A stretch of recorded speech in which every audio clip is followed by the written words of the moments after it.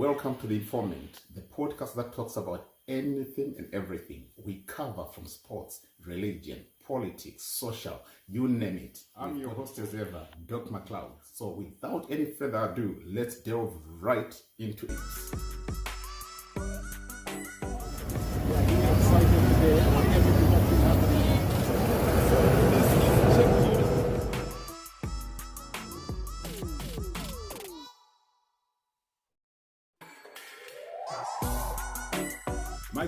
My good people, I hope I find you well. Right, now that I'm on the ground and I'm speaking to real players, real political players, it actually puts us in a better position to try and understand the real situation in our country. Most of the time, some of the things I'm going to review here, you don't get them discussed over the phone. Reason being, nobody wants to be tapped. We've got to work on trust when it comes to these matters. I've met quite a number of players, we have discussed quite a number of things, and I've been enlightened to quite a number of things. And guess what? Wow. I'm left concluded that the general populace is on one side, far away from the truth that's on the ground. We are made to react and respond to things that people are assuming about. We are working on assumptions, yet that's where we are putting our whole energy. Instead of us trying to dig deep and get closer to the truth. Now I've realized that if people don't deal with the truth, they are bound to falter in everything that they try and do. Let me bring one of the most surprising topic of all things that have been discussed. The 2030 mantra in ZANU-PF, it's an agreed subject by every person or every member of ZANU-PF. But this is how it's decorated. 2030 is a vision independent of the presidential terms.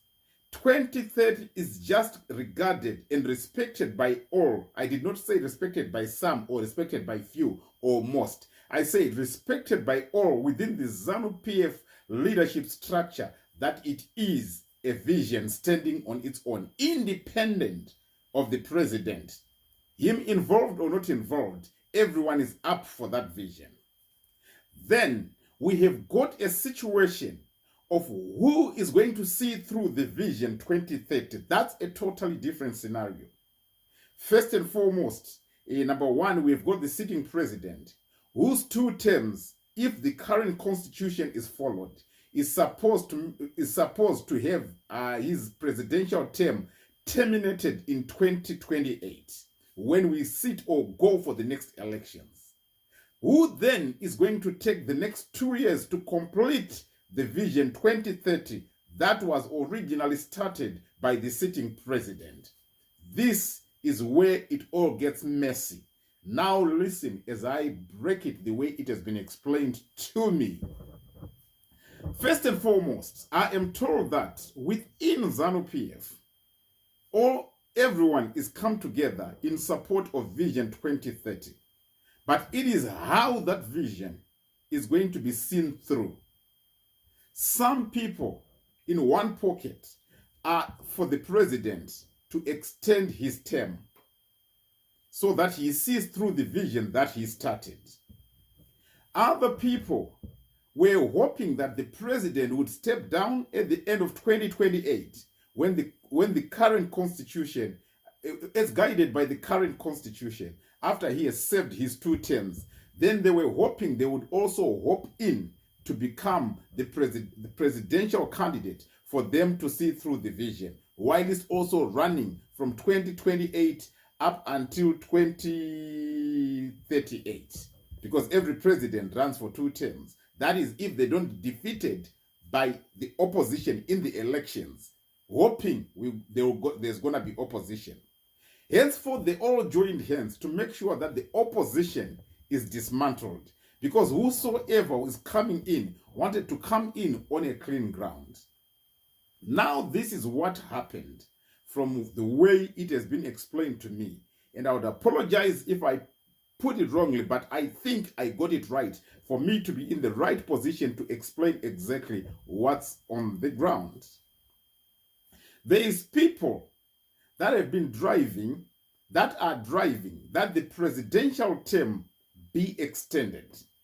Don't forget the words of the sitting president. He said, I am a constitutionalist.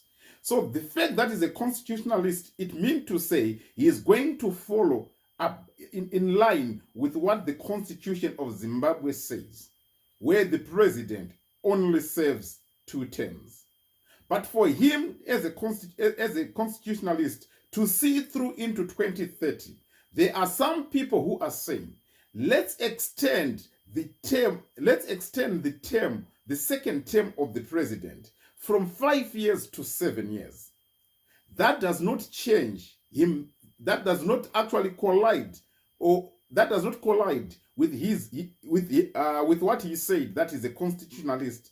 It will still stand right that he would have served 2 terms, but there will be a difference in periods for the terms. Remember, the first term, according to the current constitution, is a 5-year term. So he has served the first 5 terms. He's going to serve. He has already served the first 5 years of his first term, which was from 2018 to 2023.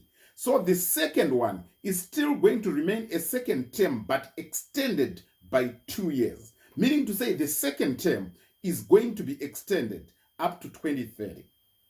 What does it mean?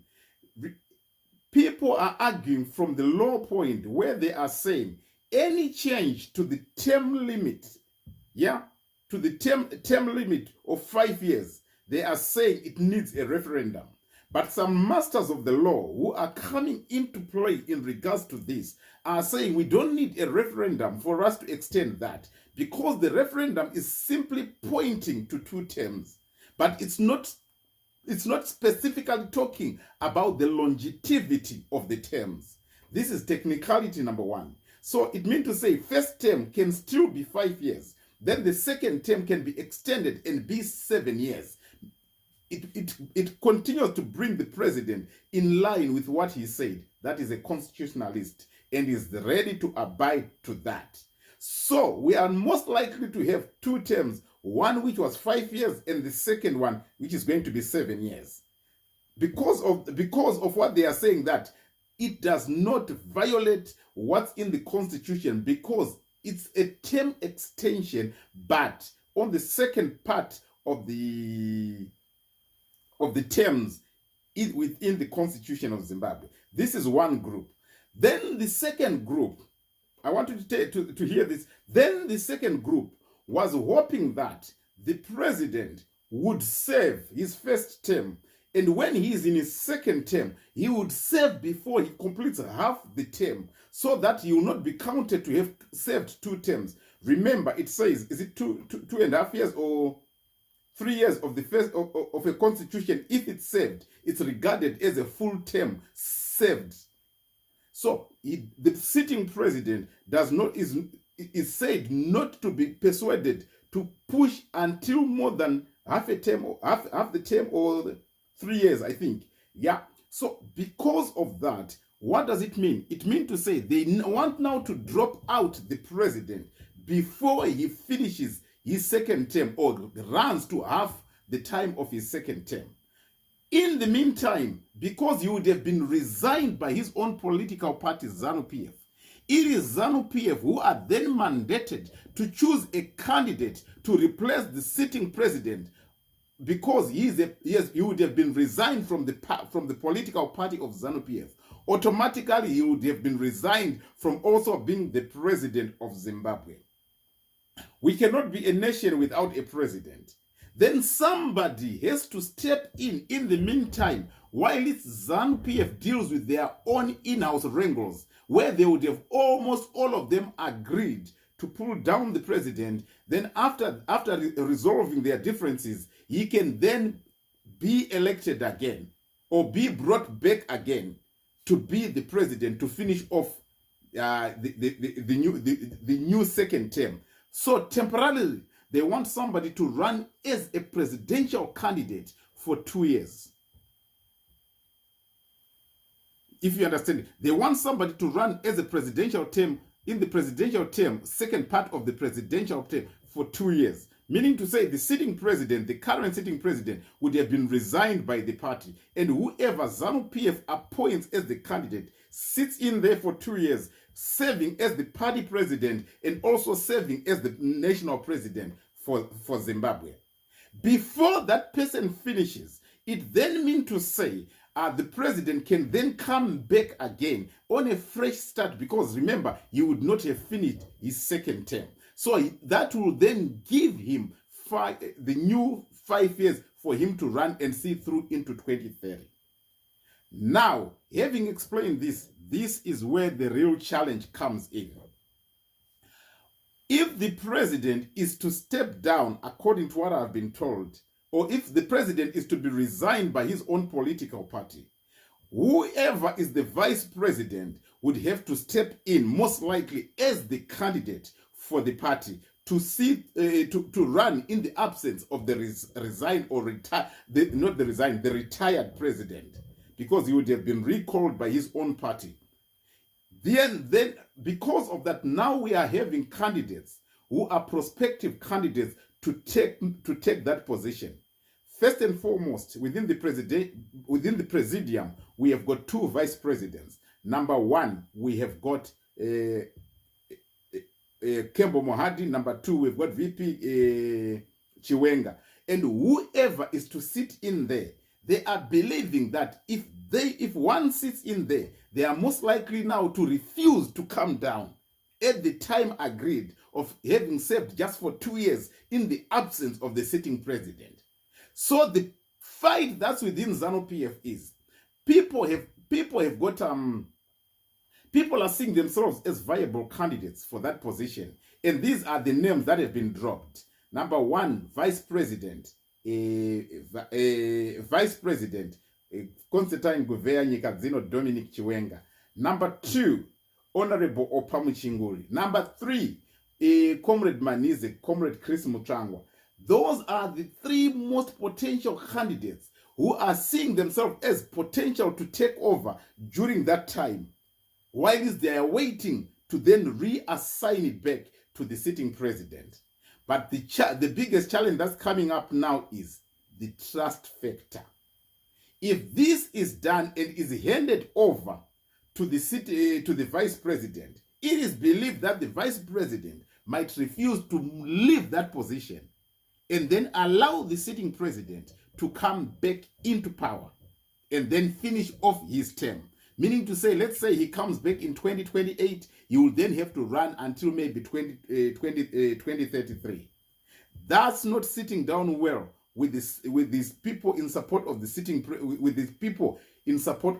president. They are feeling that VP Chiwenga, if he steps in there, he might refuse to come off. And during that period, remember, he is the one who will be having the presidential powers. He will be the first secretary of ZANU-PF. Number 2, he will be the chief army commander of Zimbabwe. So because of that, he will be pulling the strings. He can pull the strings and cost a lot of people. Henceforth, they are fighting very hard to make sure that they make him one of the most unpopular figures within ZANU-PF.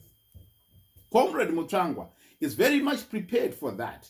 And for him to be one of the most favorable candidates to be in that position, he also wants to make sure that other people are screened or eliminated. He knows that he has got some influence within the ZANU-PF structures. Obvious, when somebody is pushing, it means to say he also has got his own cohorts or his own buddies that he's working with and has promised something in the process. In the event that he has taken over as the temporal president for that very same period that I'm talking about, 2 years before the sitting president comes back for a new term, which is meant or targeted to run from 2028 to 2033, they are feeling that it's not the right thing. Because of that, the VP, I'm told, that's why he's pushing the president to say, anoint me to be the next president, so that he eliminates competition from all these other players. And Honorable Manize, Honorable Chris Mutsvangwa is saying, we are not wanting anyone to be anointed together with his cohorts, his supporting people, they are saying, let's take it to the party for elections within the party to see who's going to be elected. Because Comrade Muchangwa believes that he is popular within the ZANU-PF structures more than the vice president. These are the two candidates that have spoken. All of a sudden, there is also VP Mohadi, who has always not been feeling very well. And most people have counted that he's most likely to be resigned, is most likely to be told to step down, he has voluntarily wanted to step down because of health issues. But if you look at it from ever since the time of friction, he has all of a sudden come alive. Now you are seeing him constantly appearing wherever the ZANU-PF events are. Not as previously, where he was always excused because of his health conditions. But this time he is stepping up and is making himself to be very visible. As much as he is not talking, I am told that he also has got the ambitions to make it, to run the country for that gap. Looking at it, he is said to be one who's very trusted by the sitting president, because he's not posing a lot of threat, and he seemed to be a person who's very loyal to the sitting president. Now here is the thing. But they are feeling that he is not as strong or as powerful or as authoritative as they would want him to be. Chances are, during his tenure of trying to serve within 2 years, he can be challenged, and before you know it, he can be ousted. And that will hinder all the plans to have the sitting president to come back and run for his second term. Look at the technicalities here. Now realizing that they've got the person of VP Chiwenga, who if he steps in, he might turn against everyone. And seeing to it that VP Kembo Mohadi, if he steps up, he is not as strong as they would want him to be. Chances are he can be ousted. This is where now the vision has now been hijacked and a new player has been brought into play. The person of Kuda Tagwire, Queen B. They are now seeing that it's better we push through Kuda Tagwire through the party structures, into the Central Committee, into the Politburo, and then have him to be the vice president, and then push for that very same agenda that I've been announcing or trying to explain to you, to say they now want somebody who's going to run what we call a sandwich presidential term, where he just runs for about 2 years before they hand it back to the sitting president. To the sitting president. But now here comes the biggest challenge. That's why you see Vice President Chiwenga and at the very same time, Comrade Manize, Comrade Muchangwa, at one point they sort of like joined hands, because whoever had their own ambitions, they have felt that the sitting president is now allowed for another powerful figure to bring into this matrix and have the 3 of us, if not 4 of them, to fight. You saw my sister Opam Chinguri at one point seeming as if she was siding now with the vice president. You saw Babawangu Amchangwa seeming as if he's now siding with the vice president. You saw the vice president, Constantine Govea Chiwenga, pushing a bit more, believing that everyone seemed to be coming to my side, because we now all have one common enemy in Kuda Tagwire. Their aim was now to stop Kuda Tagwire. You heard it through the mouth of Comrade Christopher Muchangwa, who's the ZANU-PF spokesperson. You have heard it from the sitting Vice President Constantine Govea Chiwenga calling Kuda Tagwire Queen B Chigananda. You have also heard my sister Opam Chinguri talking about the leadership to be elected at the ZANU-PF National Congress of 2027. All this is just to stop the person of Kuda Tagwire. But Kuda Tagwire seemed to have outmuscled all of them. And the president seemed to have stood with Kuda Tagwire, because he is believing, if I put Kuda Tagwire, or if Kuda Tagwire is put in that position, he is a faithful person to me. At the very same time, if I run, he will remain as vice president. In the event that I step back or I am out, he can still take over and protect the sitting president's interests. This is the jigsaw puzzle of the politics in Zimbabwe. Not what was said, not what was assumed, or not what people were thinking, but this is the current position of the politics right here on this ground where I am, ground of Zimbabwe. So it's head on against each other. Who is going to handle it? As much as I'm told, let me come back with part 2 and explain to you why Kudata Gwire seem to have covered a lot of mileage when it comes to him being the next successor of the sitting president. But don't forget, I'm also going to come back with the sitting president's son, who's also a potential figure in that. In the meantime, being groomed very well behind the scenes by his own father. I'm coming to give you all the information in part 2. As of now, let me cut so that it doesn't become a very long say. Keep watch, subscribe, watch as I explain it. Bye for now.